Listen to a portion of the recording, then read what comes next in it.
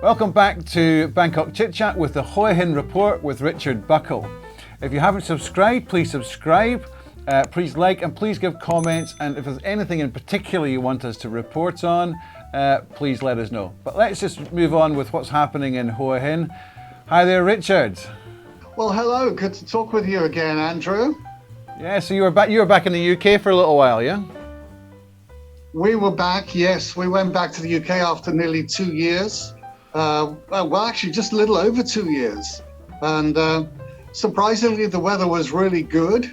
And we actually had quite an enjoyable time. Went back to see family who I hadn't seen for ages, of course. So, of course, it was really nice to come back to Hua Hin and find some warm weather again. Right. Because even though the UK was nice and sunny, it was still pretty cold, for my liking anyway. Right, that's good. All right. So, what about the COVID situation? Even though we hate talking about it, but how is it there? Yeah. The local authorities are reporting around 30 to 50 cases a day. No, I meant back in the UK. I meant back in the UK. Oh, back in the UK. Well, hardly anybody's wearing a mask. We did as a family, but out on the streets, only a handful are wearing masks, usually older people. But you do still need to wear a mask when you go into public areas, some restaurants and sort of museums and art galleries and places like that. But there are still large numbers of infections in the UK.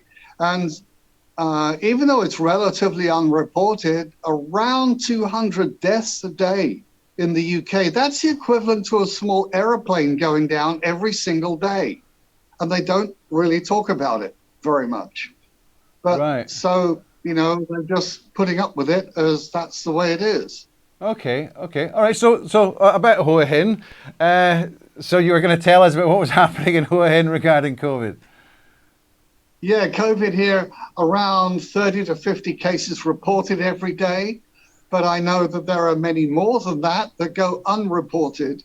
Occasional 1 or 2 deaths here and there. But the numbers are consistently low here. Yes, that's now. what I've noticed. Yeah, and that certainly seems to be an indication of an improvement.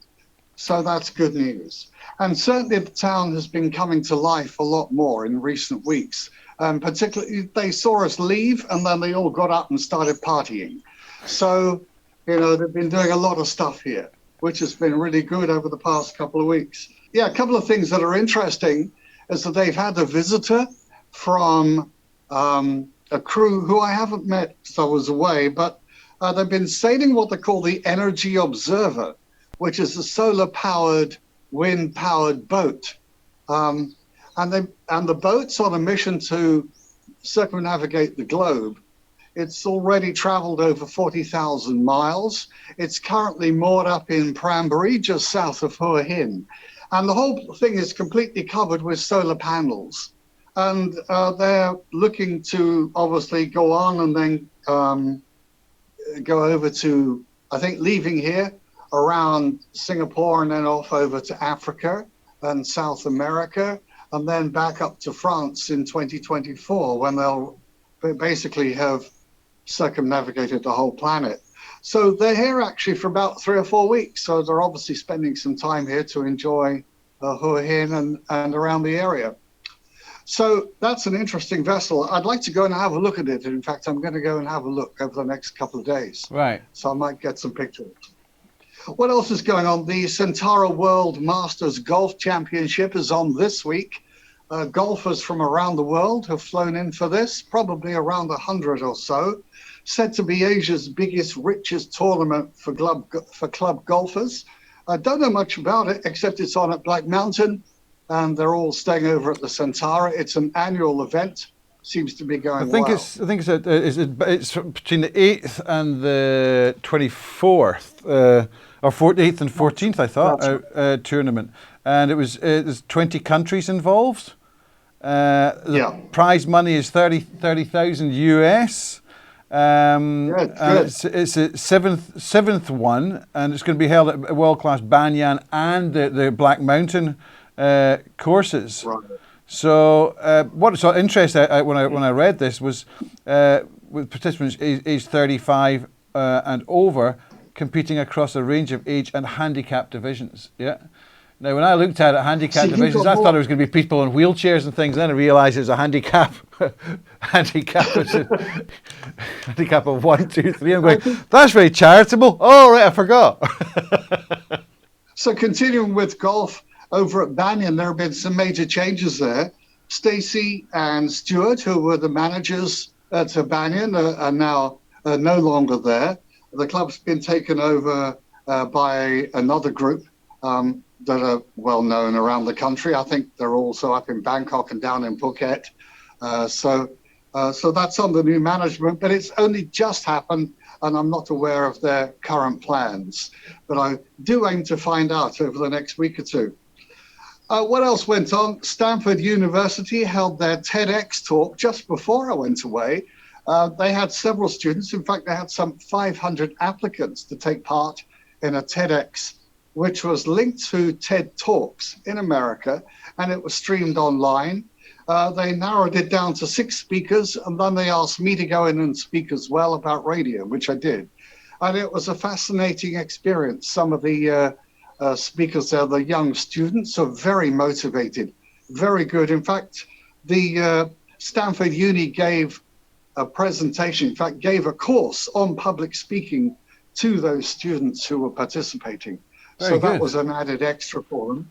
And I know it went extremely well. I think that's fantastic. You know, sometimes when you speak about Hua Hin, and then we're discussing about Bangkok, it seems to be there's more going on down in Hua Hin, or that you're aware of, than there is in Bangkok. Yeah, absolutely. And of course, just this last weekend, the big activity was the concert from Kenny G. And Kenny G has been in town. He was staying at the Intercon just down the road. And in fact, we were just coincidentally there. I didn't actually meet Kenny G, but a lot of the musicians were there. And the support crew were there, which is interesting, in the cafe. Had a quick chat with them. But the actual show was terrific. It was on at True Arena, and the stage was huge. I mean, really substantial stage. The only real letdown was the weather. Of course, it rained. All right. Some of the older generation said it reminded them of Woodstock. It was so muddy. Woodstock with Kenny G? I don't think so. Yeah. I don't think so. Jimi Hendrix and Kenny G, slightly different, yeah. Woodstock with the mud. So there you go. But the show was actually really good, and the quality of music. And Kenny G is a superb performer, whether you like him or not. He is a real professional. And the sound quality was great. They had around 5,000 to 6,000, estimated 5,000 to 6,000 people go to that event. So it was a huge success. I think that's great. And it was an outdoor event with a cover over the stage. But unfortunately, as Kenny G came on, the rain did start again. But there was a short break, and he did actually, part of his show is to come down off the stage and walk in amongst the crowd, which apparently he did. So that was good.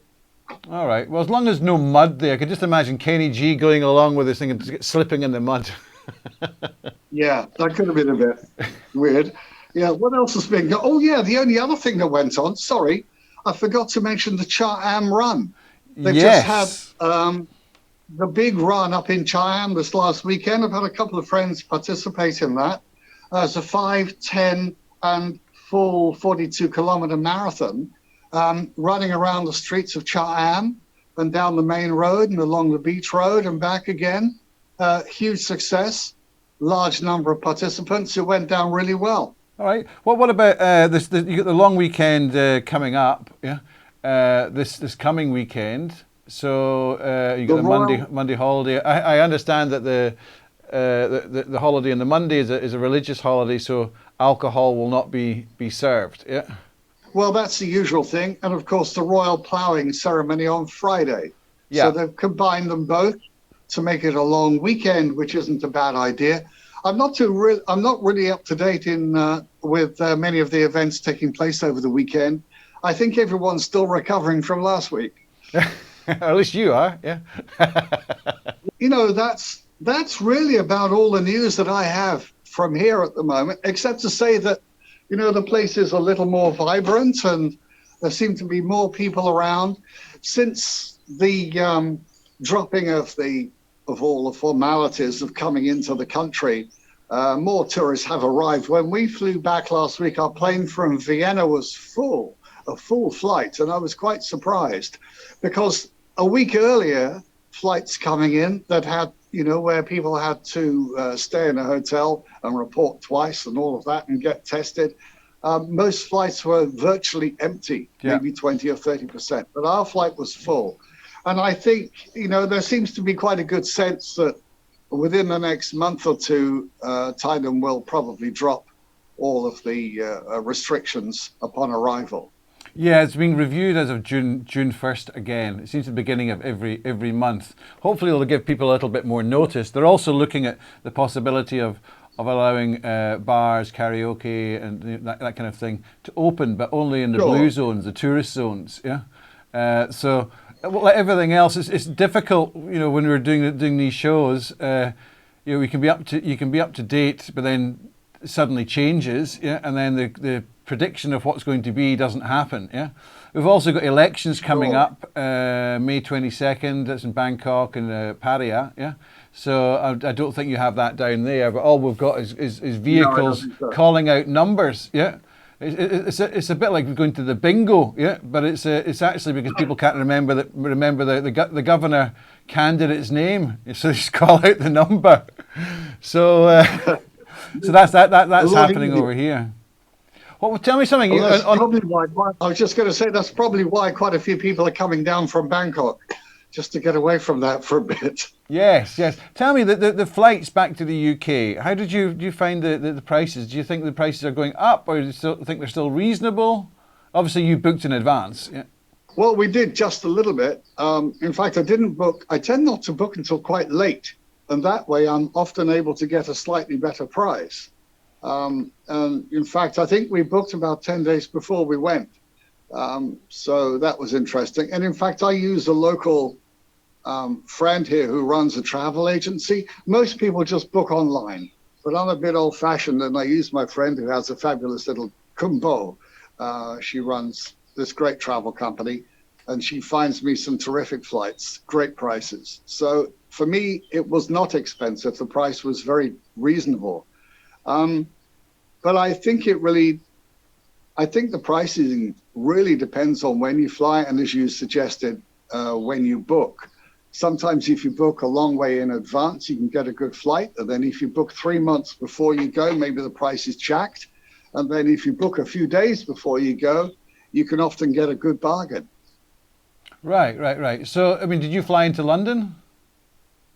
We flew into Heathrow, yes. Right, before you could get flights for about 25,000 baht, yeah? So is it roughly the same as that, or is it a lot more? That's what we paid, about that. Right, okay, so just interested to see, because of the energy crisis, yeah, maybe prices are going to go up. Okay, listen, thanks very much, Richard, for coming on, yeah? As ever, welcome back and thanks for all the news. And we'll catch up the next couple of weeks. Great stuff, Andrew. Thank you. Good to talk with you. Okay. Thank you very much, everybody, for watching. If you have any questions or anything that you want us to cover, please let us know, and we'll see you at the next show. Thank you very much. Bye.